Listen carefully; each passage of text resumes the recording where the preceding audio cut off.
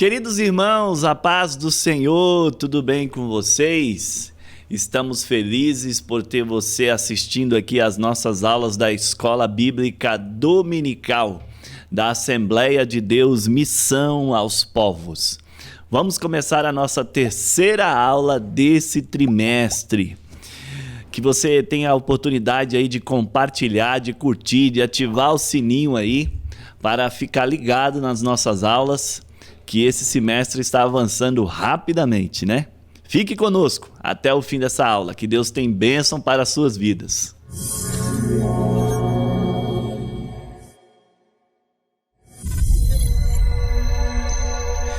Irmãos, chegamos à lição de número 3, né? Lição de número 3 da nossa revista, né? A supremacia das Escrituras, a inspirada, inerrante e infalível Palavra de Deus, né? E chegamos agora à lição de número 3, que vai tratar do seguinte tema: a inerrância da Bíblia Sagrada, né? A lição de número 1, nós falamos sobre a autoridade da Bíblia. Então, um panorama geral aí para nós entendermos como a Bíblia foi escrita, como Deus usou os escritores, a influência do Espírito Santo, né? Todo esse processo de autenticidade da Escritura Sagrada. Na lição de número 2, que está aí do lado direito, né, da nossa tela, nós estudamos sobre a inspiração da Bíblia Sagrada, como que Deus inspirou aí os escritores, né? Essa ação, coordenação, né? Supervisão do Espírito Santo, que conseguiu montar todo o cânon bíblico aí, inspirando os escritores, né? E essa aula foi ministrada na semana passada pelo nosso professor Gesrael. E essa aula ela está muito alinhada, a aula da inspiração, ela está muito alinhada com a inerrância bíblica. Porque se nós acreditamos que a Bíblia foi inspirada por um Deus infalível, por um Deus que não erra, que não tem sombra de variações, que não tem mudança, então todo esse texto escrito, ele também é inerrante, ele também é infalível, porque ele precisa representar o próprio autor, que é o nosso Deus, né? E tratando aí dessa questão da inerrância da Bíblia, nós temos aqui uma reflexão para fazer no início da aula, né? E essa reflexão mostra a Bíblia como um caminho. A Bíblia é o caminho que nos leva a Deus, né? Você tem aí na sua tela agora um caminho e um atalho do lado esquerdo nessa figura, né? E a Bíblia é esse caminho que vai nos levar em segurança aonde nós queremos estar, que é junto com Cristo na eternidade. Mas há também os atalhos, né? Há os atalhos e algumas pessoas tentam ir por esses atalhos, e esses atalhos, o fim deles não é bom, né? A Bíblia diz que há caminhos que ao homem parece bom, mas o fim deles são caminhos de morte. E para ilustrar isso, nós trouxemos aqui o livro O Peregrino. Há o filme também do Peregrino. O Peregrino foi uma alegoria escrito por John Bunyan, mais ou menos em 1560, por ali, quando a igreja estava naquele auge da reforma, né? John Bunyan, ele não tinha um curso de teologia e ele acabou sendo preso pela autoridade inglesa. E na cadeia, Deus deu para ele essa alegoria do peregrino.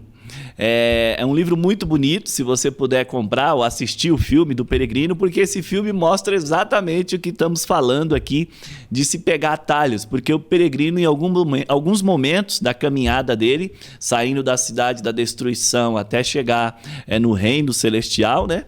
Aquela visão que ele tem, ele acaba pegando alguns atalhos, e esses atalhos levam ele para caminhos muito perigosos, muito difíceis de sair. Então, hoje nós vamos tratar desse tema, que é a inerrância bíblica, da Bíblia, né? E nós queremos mostrar que ela é inerrante, que ela é o caminho que nos leva até Deus, né? O nosso textuário, queridos, ele está em Mateus, capítulo 5, e versículo 18. E ele nos diz o seguinte: Porque em verdade vos digo que até que o céu e a terra passem, nem um tio, nem um jota ou um tio se omitirá da lei sem que tudo seja cumprido. Então é o nosso próprio Cristo mostrando que, além da Bíblia ser inerrante, é a inerrante palavra de Deus, também alguns acentos do idioma hebraico naquela época, eles representavam essa verdade que estava expressa e transmitida na palavra de Deus no Antigo Testamento. Então ele ratifica o Antigo Testamento, dizendo que nem o símbolozinho, como nós conhecemos hoje, o acento circunflexo, acento agudo, o C cedilha, o trema, que nós não usamos tanto hoje, esses acentos que eram acessórios ali na língua, eles iriam cair, eles seriam retirados, porque tudo aquilo ali representava a inerrante palavra de Deus, né? A nossa verdade prática, a doutrina segundo a qual a Bíblia não contém erro algum, denomina-se inerrância das Escrituras. Por isso podemos confiar em sua mensagem, que é incorruptível, né? Essa é a nossa verdade prática e esse é o tema que nós vamos trabalhar hoje. Então nós temos alguns objetivos que o professor pode passar para os seus alunos, né? O primeiro é informar que a Bíblia é isenta de erros, né? Nós vamos trabalhar aqui esse assunto, qualquer tipo de erro. Então defendemos a nossa fé, a nossa doutrina ortodoxa defende que a Bíblia é isenta de erros, né? O segundo ponto é que essa isenção de erros, essa inerrância está nas escrituras originais, né? Então há um segundo ponto aqui que é: Deus preservou por meio do Espírito Santo essas escrituras originais e nós temos elas hoje. Esse é o segundo ponto da nossa lição, que é importante. E o terceiro é, uma vez sabendo que não há inerrância, que essas escrituras foram preservadas, a Bíblia hoje, ela é a verdade de Deus. Ela é a única verdade de Deus, é ela que revela a verdade, e são esses 3 pontos que nós trabalharemos hoje na nossa lição, né? A nossa leitura bíblica em classe, irmãos, ela está em Mateus, capítulo 5, versículo 17 até o 21, né? E Hebreus, capítulo 10, do versículo 15 até o versículo 17, né? Nesse primeiro texto aqui, o Senhor Jesus ele está conversando ali com as pessoas, com os discípulos, com os fariseus, e ele está falando do Antigo Testamento. Ele está dando um parecer ali sobre o Antigo Testamento. É um assunto que nós vamos ver hoje também, porque muitas vezes você vê um escritor do Novo Testamento, como Mateus aqui, colocando as palavras de Jesus e ele interpretando o Antigo Testamento, né? E aqui Jesus, ele começa a dizer que não se pode alterar exatamente nada do que está escrito no Antigo Testamento. Nada do que está escrito ali pode se alterar, porque aquilo ali é a inspirada e inerrante palavra de Deus. Não pode ter mais alteração, né? O cânon já estava ali fechado. E nós temos Hebreus capítulo 10, né? E também o Espírito Santo nolo testifica, porque depois de haver dito, este é o concerto que farei com eles depois daqueles dias, diz o Senhor. Porei as minhas leis em seu coração e as escrevereis em seus entendimentos. E acrescenta: e jamais me lembrarei de seus pecados e de suas iniquidades. Então nós temos aqui o autor de Hebreus citando trechos do Antigo Testamento, e essas duas citações de Mateus e Hebreus mostrando para nós que a palavra de Deus ela é infalível, né? Vamos para o nosso próximo ponto aqui.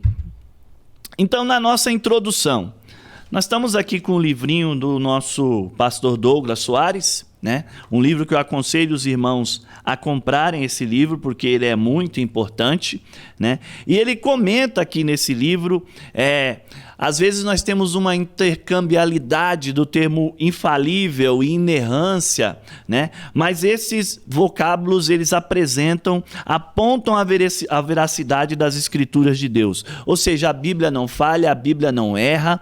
É aquilo que Deus revelou para os escritores, quem inspirou os escritores a escrever, é aquilo que está valendo, né? Nós estávamos dando a segunda aula hoje para a classe, falando sobre a inspiração da Bíblia, e Deus inspirou exatamente o que eles deviam escrever. Nós entendemos dessa forma como foi ensinado na aula passada. Então, a escrita que nós temos hoje, né, e ela preservada, o hebraico, o grego, o aramaico, ela nos revelam a verdade absoluta que Deus quer que seja transmitida ao seu povo. O primeiro conceito aqui, meus irmãos, é que a Bíblia, ela é inerrante, né? Não há erros na Bíblia. É uma doutrina que nós defendemos, os cristãos pentecostais defendem, protestantes também, né? E nós diríamos que nesse ponto nós somos fundamentalistas, né? Nós estamos defendendo esse ponto. Porque se você não defende que a Escritura, e ela é a inerrante palavra de Deus, ou que ela contém, ou que ela torna-se a palavra de Deus, logo você começa a abrir precedentes para se desacreditar doutrinas que nós temos escritas na Bíblia Sagrada. E uma vez aberto esse precedente, você vai pela escada, né? Vamos dizer, a escada da apostasia. Porque você começa, se a Bíblia ela não é a inerrante palavra de Deus, então como acreditar no sacrifício de Cristo? Como acreditar na ressurreição de Cristo? Como acreditar nos relatos que são feitos desde Gênesis até Apocalipse, mostrando o caminho de Deus para nós? Então, se você não acredita que a Bíblia é a inerrante palavra de Deus, logo você vai começar a selecionar doutrinas que estão escritas na Bíblia, e aí você vai ir por um caminho que não tem mais volta, né? Então, esse caminho foi seguido por alguns irmãos, o nosso autor coloca aqui, né, como o ceticismo racionalista, a alta crítica negativa, onde eles começam a apontar pequenos detalhes ali para tentar refutar a doutrina como completo, né? Então, a inerrância da Bíblia de Deus, ela vai afirmar, é a doutrina de que a Bíblia não contém nenhum erro, né? Nenhum erro na sua doutrina espiritual, na sua doutrina moral, na sua história, na sua cultura, no caráter científico. Então, ela não contém erro de nenhum aspecto, né? E dessa forma, nós afirmamos isso. E essa afirmação de que a Bíblia ela é a inerrante palavra de Deus, ela também é ratificada pela própria Bíblia. Então nós temos os próprios escritores usando algumas figuras de linguagem. Você não vai encontrar lá a palavra inerrante, né? Mas você vai encontrar figuras, você vai encontrar metáforas que provam que o que eles estavam escrevendo, inspirado por Deus, não continha erros, né?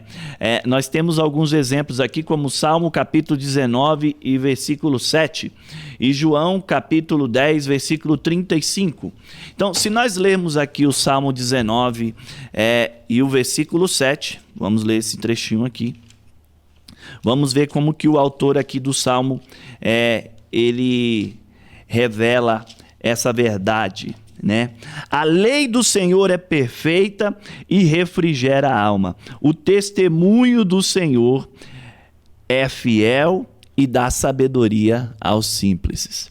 Nós temos aqui o salmista dizendo que a lei do Senhor é perfeita, né? Ela é perfeita e ela revela o caminho aos simples. Então nós temos os próprios autores da Bíblia. João 10, 35, vamos ler aqui João 10, 35, para nós traçar aqui um texto também no Novo Testamento, né? João 10, 35. Respondeu-lhes Jesus: não está escrito na vossa lei? Eu disse: sois deuses. Pois se a lei chamou Deus aqueles a quem a palavra de Deus foi dirigida e a escritura não pode ser anulada, a mim a quem o Pai santificou e enviou ao mundo, vós dizeis blasfemas, porque disse, sou filho de Deus.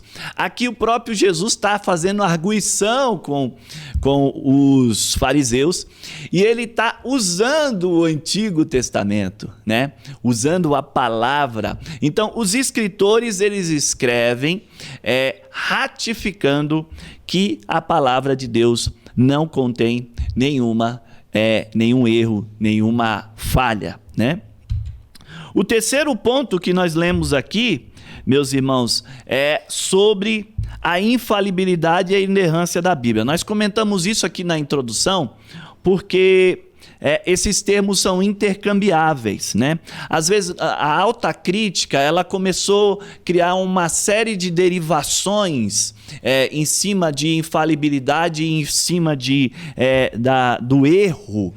Mas esse erro ele pode ser de um tipo, pode ser de outro tipo, e até trouxemos aqui alguns exemplos para citar para os irmãos, que está aqui nessa teologia sistemática de Orton, né? Augusto Strong, e alguns desses exemplos eles são erro em matéria de ciência. Então quando Josué diz, o sol parou, nós sabemos hoje que o sol não para, quem parou foi a terra.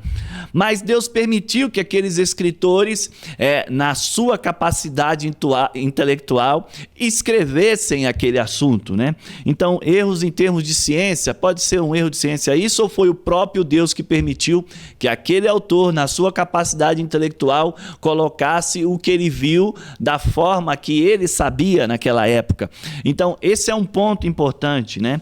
Um outro ponto levantado aí pela alta crítica é erro em matéria de história, porque às vezes você lê, vamos dar um exemplo aqui, você tem os 2 primeiros livros de Reis, né, que foi escrito, e depois você tem o livro de Crônica, os 2 livros de Crônica. Esses livros eles se intercambiam, né? Esses 4 livros eles fazem um intercâmbio junto com os livros de profetas, revelando ali a monarquia.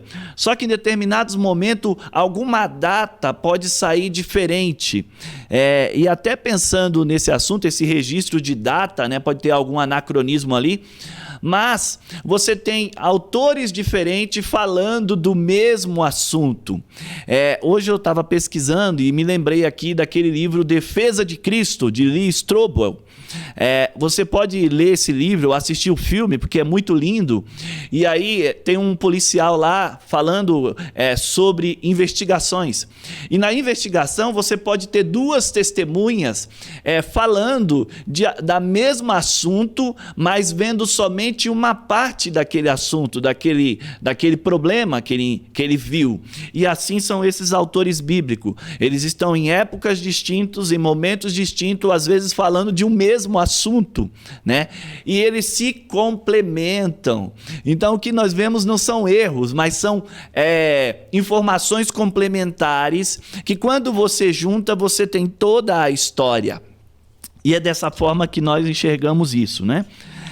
Temos aqui erro no campo da moral, né? Então é um outro ponto aqui que o alta crítica levanta, mas aqui essas histórias que estão aqui não são histórias que deveriam estar. Vamos pegar um exemplo aqui de Davi, o mais conhecido, Davi e Batseba, a morte de Urias, quando ele mandou lá, coordenou o assassinato de Urias. Essa história deveria estar lá na Bíblia, é uma história que moralmente ela é negativa, ela é ruim, mas Deus permitiu que essas histórias também estivessem lá para mostrar aquilo que nós não devemos fazer, né? Isso não mostra que a Bíblia está cheia de erros, né? Às vezes até quando essas histórias são contadas por autores distintos, né, por escritores distintos, elas mostram que Deus é excelência, Ele é perfeito e que vai vir um que é perfeito, que é Cristo. Todas as histórias elas vão apontar para Cristo, que é perfeito e não tem nenhum pecado. Então assim, há várias objeções, né? Erro de raciocínio, erro em números de citações, de quantos soldados morreram, alguns citam um número, outro cita outro que é próximo. Então, assim, esses erros não invalidam a doutrina que é passada, né? Na verdade, eles se complementam, não são erros, são complementos, onde vários autores narram o mesmo fato e trazem uma visão global daquilo que nós precisamos entender daquela passagem. Então, esse é o primeiro ponto da nossa lição, né? A síntese dessa nossa lição é que a Bíblia ela é totalmente inspirada por Deus e isenta de qualquer erros, por isso ela é a nossa autoridade de fé e prática, né? Então, a igreja pentecostal reformada, ela defende isso, essa inerrância da Bíblia Sagrada. E vamos continuar defendendo, porque a Bíblia, ela contém a verdade revelada de Deus, inspirada aos seus escritores, e cada escritor foi detalhando essa verdade que Deus queria que fosse revelada a nós. Uma vez sabendo que esses livros iniciais, né, essas cópias iniciais, elas foram a verdade de Deus, existe um segundo ponto que é trabalhado aí por muitas pessoas que tentam refutar a Bíblia Sagrada, é que essas escrituras originais, elas foram alteradas. Elas foram alteradas com o passar do tempo. E por isso nós temos hoje muitas seitas, nós temos hoje muitas religiões, seitas, que eles têm a Bíblia Sagrada. Então ele tem lá a Bíblia Sagrada, ok, está aqui a Bíblia, mas eu tenho um livro de apoio. Tem um livro aqui, eu tenho a Bíblia, mas eu tenho aqui um livro de apoio. Por quê? Porque a Bíblia não tem tudo, a Bíblia teve alguns erros durante o período, nessa transmissão aí de cópias, de recópias entre os escribas, eles foram alterando o texto e o texto não diz mais o que era para dizer há 2000 anos atrás. Então, a segunda parte da nossa lição, ela vai tratar desse tema, né, que nós chamamos de autógrafos. Então, será que esses textos originais, escritos lá em hebraico, antes de Cristo, 150 anos de Cristo, nós já tínhamos a Septuaginta, né? Lá escrita, traduzida para o grego. Inclusive, eu trouxe até os irmãos vão ver no slide, a foto aí de um escriba. Os escribas, irmãos, eles eram um grupo onde você tinha todo um processo para você aprender. Quando Cristo diz assim, ó, que nem um acentozinho ali, nem uma letrinha menor daquela epígrafe, né, daquele ícone, que as letras são como ícones, né, como desenhos ali, ele poderia ser alterado, é porque havia escolas para aqueles escribas fazerem isso. Havia todo um processo de aprendizado para escrever. Alguns dizem que esses escribas tinha ler, né? Ler que nós conhecemos hoje, daquela dor que você dá nos braços, nas mãos, né? De fazer essas letras minuciosamente perfeitas, porque eles estavam escrevendo a lei, a verdade de Deus. E nós lemos aqui na nossa aula, né? no nosso texto aqui, quando Jesus diz assim, ó, porque vos digo que se a vossa justiça não exceder a dos escribas e fariseus, de modo algum entrareis no reino de Deus. Você sabe o que é a justiça exceder a dos escribas? É que eles eram completamente detalhistas no que eles faziam, né? Eles seguiam ali aquela escritura, aquelas cópias dos livros de maneira muito diligente, muito perfeccionista, vamos dizer assim. Então, nós temos as cópias originais e a nossa segunda parte da lição é dizer, opa, será que essas cópias foram preservadas? Como elas foram preservadas? Para elas chegarem até nós, né? E ela ser aquele mesmo sentido, com aquela mesma cultura, com aquele mesma experiência, aquela mesma revelação que Deus transmitiu para aqueles autores que estavam escrevendo. Então esse é o nosso segundo ponto aqui da nossa lição, né? E nós temos aí a sinopse. Então nós cremos que o Espírito Santo, ele manteve a revelação divina incorruptível. Ela não foi corrompida com o passar dos anos, bem como a exatidão das palavras conforme foi escrita nos originais. Então, a inspiração nós acreditamos, nós defendemos, né? A igreja defende a doutrina de que a inspiração, ela foi exatamente as palavras que deveriam estar lá escritas, né? Deus usou ali os autores.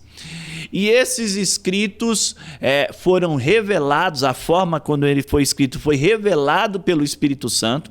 E nós vemos agora no terceiro capítulo aqui da nossa lição, que o Espírito Santo também foi o responsável por preservar que aquilo que Deus transmitiu lá, aqueles 40 escritores, no período de 1.600 anos, foi preservado de forma incorruptível. Então esse é nosso segundo ponto da nossa lição. Então nós temos os autógrafos, né? Os autógrafos bíblicos são as primeiras escrituras que foram transmitidos àqueles autores que nós identificamos hoje aqui na Bíblia, a Moisés, a Davi, a Salomão, a Mateus, a Marcos, né? A Lucas, a João, Tiago, Paulo. Então, os primeiros escritos da forma que Deus inspirou, né? Esses são os escritos que a igreja, na sua ortodoxia, defende que são inerrantes. E quais são os escritos hoje que a igreja defende que foram preservados? São esses mesmos também. Então, se eu quiser saber, por exemplo, o que Paulo escreveu à igreja de Éfeso, a igreja de Éfeso, nós temos todo esse escrito preservado. Então eu vou lá, pego o escrito grego e eu vou ver o que foi escrito, porque ele está preservado, né, da forma que o apóstolo Paulo escreveu. Agora, como foi esse processo de preservação? Esse processo de preservação, os irmãos eles foram escrevendo cópias, os escribas foram escrevendo cópias. E essas cópias você consegue comparar com as cópias iniciais, né? Então vamos pela primeira parte aqui. A primeira parte é que os manuscritos autógrafos, né? Então, esses são os manuscritos originais, eles são autógrafos, né? Ou autográficos. E esse foi o próprio punho que Deus usou lá o apóstolo Paulo, o Moisés, o Davi, o Ezequiel, o Jeremias para escrever, né? É o idioma original.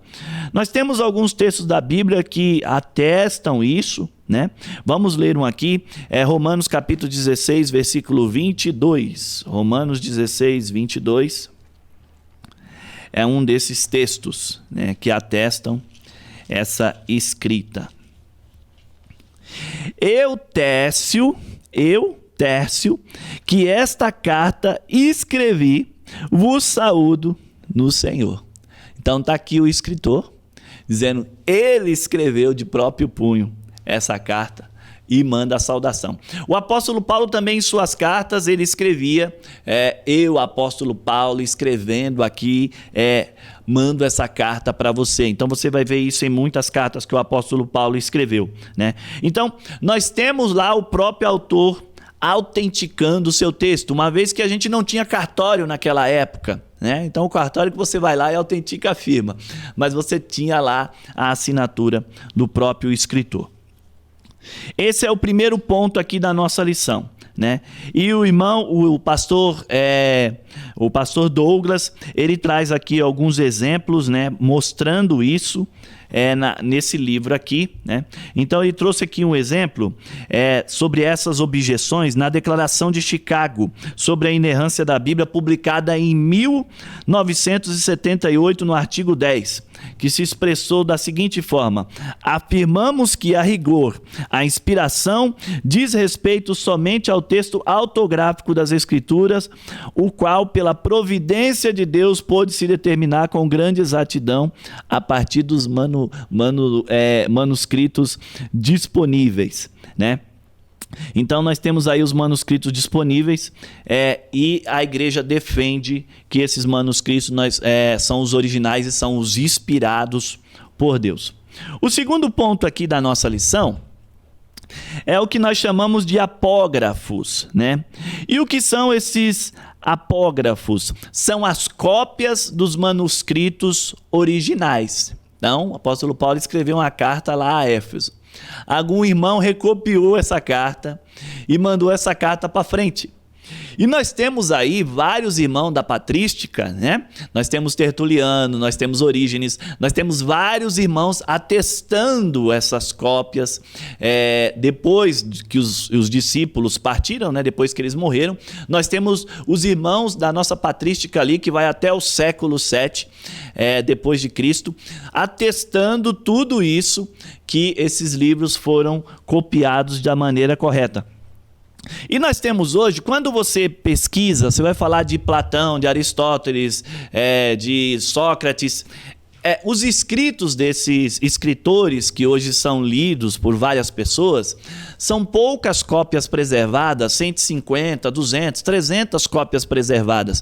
E quando nós estamos falando da Bíblia Sagrada, nós temos mais de 25 mil cópias preservadas. Então são cópias que você pode comparar uma com a outra, né? E você pode ver que ela foi preservada, né? Em 1950 nós tivemos a descoberta ali de Qumran, aquelas montanhas de Qumran, dos rolos do Mar Morto. Esses rolos trouxeram muito mais ainda livros que mostram exatamente que as escrituras foram preservadas. Aqui no Brasil nós temos em São Paulo o Museu da Bíblia, não me lembro agora, que faz tempo que eu fui lá, e você tem o livro de Isaías completo, 100% foi encontrado preservado. Então você tem as cópias dos livros preservados desses apógrafos, né?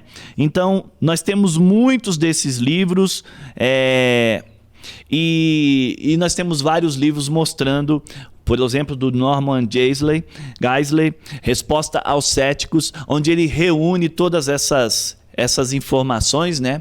E vai mostrando aqui para nós. Então nós cremos que a palavra de Deus, além dela ser a inerrante palavra de Deus, você tem também os livros mantidos, preservados até hoje, o texto original, né? Depois, sabendo disso, que nós temos os textos originais, né? Nós temos também os livros apócrifos, apócrifos ou pseudoepígrafos, né? Esse é um tema bastante aqui, até os irmãos, eu estou com os slides, eu estou aqui na frente dos slides, mas os slides dessa lição os irmãos vão encontrar debaixo do vídeo, tá? Esse é um tema bem polêmico, né? Mas o que é o apócrifo, né? É um adjetivo grego que significa secreto ou oculto, e muitas vezes para referir-se às escrituras secretas de alguma seita. Esses livros, muitos livros foram escritos junto com os livros canônicos, que são os livros que estão no cânon da Bíblia Sagrada, os 39 do Antigo Testamento, mais os 27 do Novo Testamento. Muitos outros livros foram escritos. O que acontece, queridos, é que os livros do Antigo Testamento, eles foram ratificados, eles foram autenticados pelo próprio Cristo. Então você vê o próprio Cristo, o próprio discípulo, os apóstolos, o apóstolo Paulo, citando os livros do Antigo Testamento que estão no nosso compêndio ali, né, na nossa Bíblia hoje. Só que esses livros apócrifos, eles não estavam nessas citações. Jesus não citava eles, né? Os discípulos não citavam, não usavam eles para defender a palavra. Esse é um primeiro ponto. O segundo ponto é que esses livros apócrifos, eles têm doutrinas que divergem da doutrina que está na Bíblia Sagrada. Por exemplo, oração aos mortos. A Bíblia Sagrada não fala de oração aos mortos, mas você vai ver nesses livros que eles defendem isso e outras doutrinas que são contrárias às doutrinas que a igreja defende. Agora, o que é importante nós entendermos desses livros, né? Nós tivemos a Reforma Protestante, que começou lá quando Lutero foi lá e apregoou ali as 95 teses lá na porta da igreja. Isso foi mais ou menos em 1517. E em 1900 a reforma começou na Alemanha, na Inglaterra, na França, na Holanda, em vários países ao mesmo tempo, o Espírito Santo usando ali os irmãos para trazer a igreja de volta aquilo que ela deveria ser. E aí nós temos, em 1946, a Igreja Católica Romana, ela começou um processo chamado Contra-Reforma. E aí houve um concílio chamado Concílio de Trento, o Concílio Católico Romano, onde eles ali abrigaram esses outros livros para poder corroborar aquelas doutrinas que já tinham sido rebatidas, refutadas por o próprio elas tinham sido refutadas pelo próprio Lutero, né? Então, assim, houve ali uma luta para trazer de volta e aí esses livros acabaram sendo inseridos.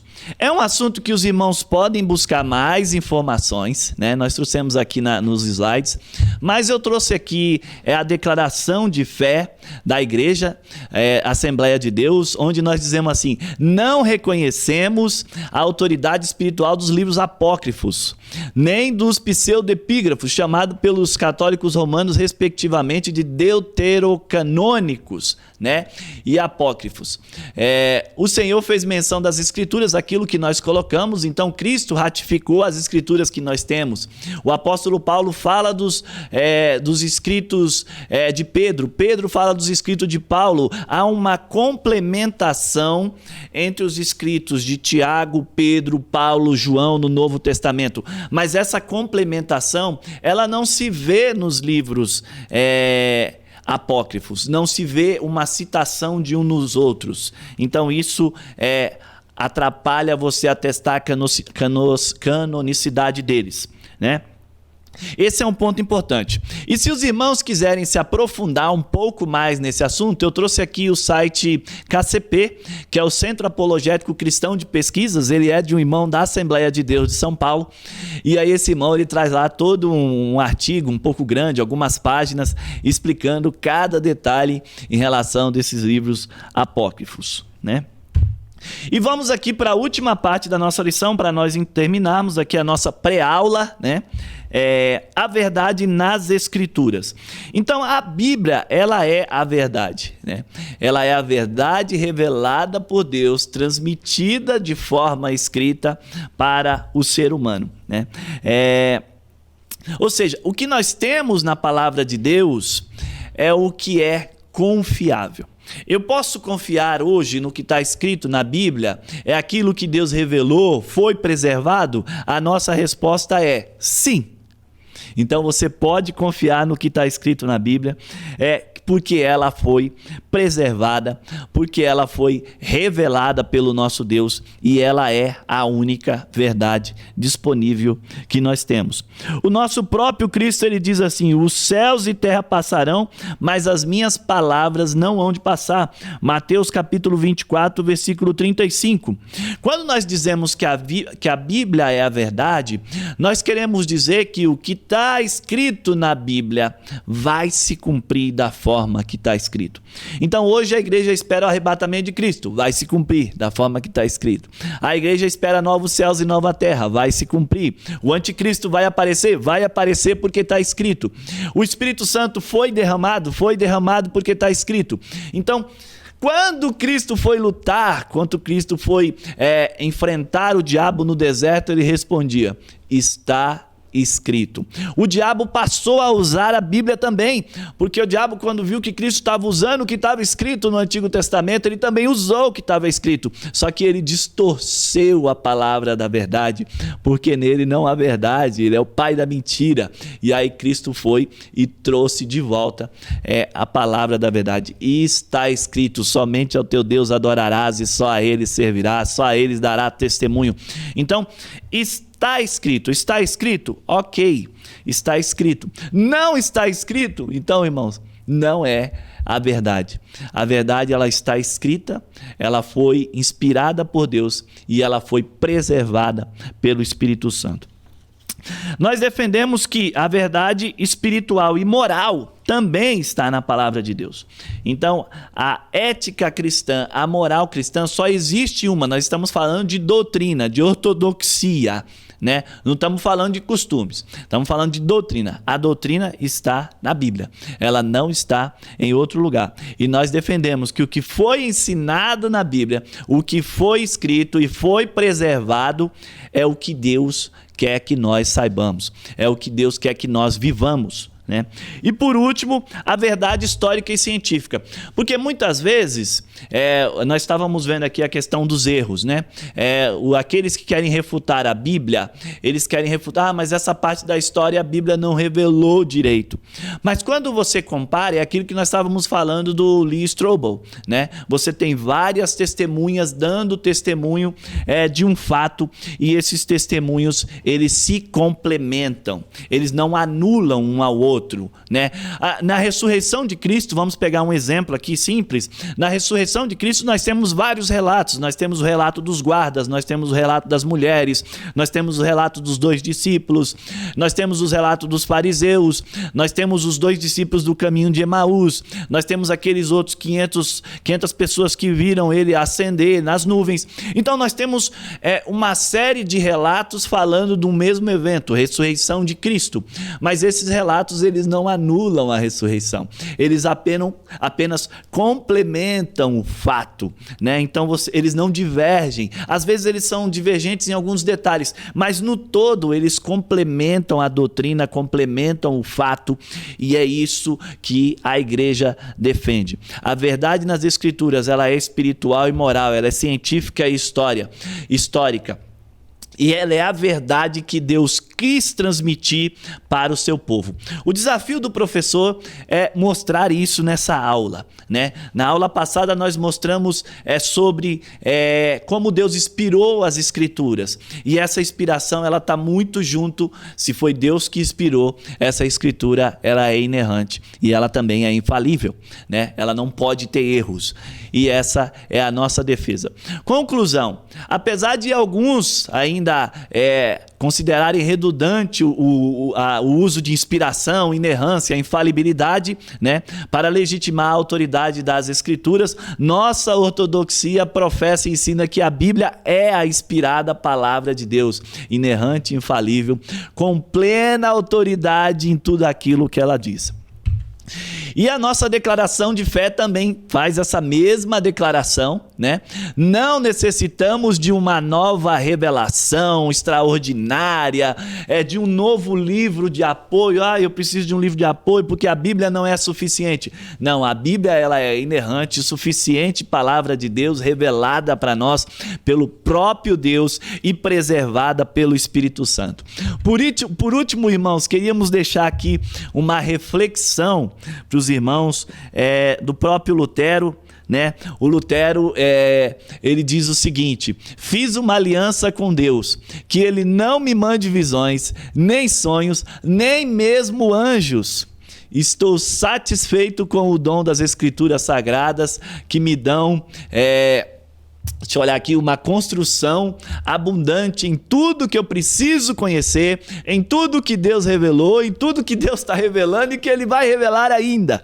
Então, não preciso de anjo. O apóstolo Paulo dizia o seguinte: olha, se algum anjo descer do céu, trazendo para você outro evangelho além desse aqui, que seja anátema. Então, se alguém trouxer para você outra verdade, que não é essa que está escrita aqui, queridos, que seja anátema, que você desconsidere, que ela não sirva para você guiar a sua vida. Que Deus te abençoe, que a palavra de Deus seja canal de bênção na sua vida, que a palavra de Deus seja o caminho que você vai seguir. Porque muito importante nós reforçarmos aqui que os julgamentos de Deus, pela revelação especial de Deus, ele vai acontecer pelo que está escrito aqui. As pessoas serão julgadas de duas formas. A primeira é pela revelação geral, a segunda é pela revelação específica. E quem ouviu a revelação específica, ela não pode estar errada. Porque se estiver errada, como Deus vai julgar as pessoas na eternidade se a palavra dele estiver errada? Já pensou nisso? Então, queridos, vamos trabalhar, vamos viver, vamos falar da palavra de Deus e construir a nossa casa na rocha, praticando o que está escrito na palavra de Deus, para que no grande dia nós sejamos achados irrepreensíveis. Que Deus te abençoe, que você tenha uma semana maravilhosa. Continue conosco, nós vamos ter mais aulas ainda falando da Bíblia, e que essas aulas sejam bênção na sua vida. Se você gostou dessa aula, curte e compartilha com as pessoas que você conhece, para que mais pessoas venham ao conhecimento da inerrante, infalível e inspirada palavra de Deus. Que Deus te abençoe. Fique com Deus.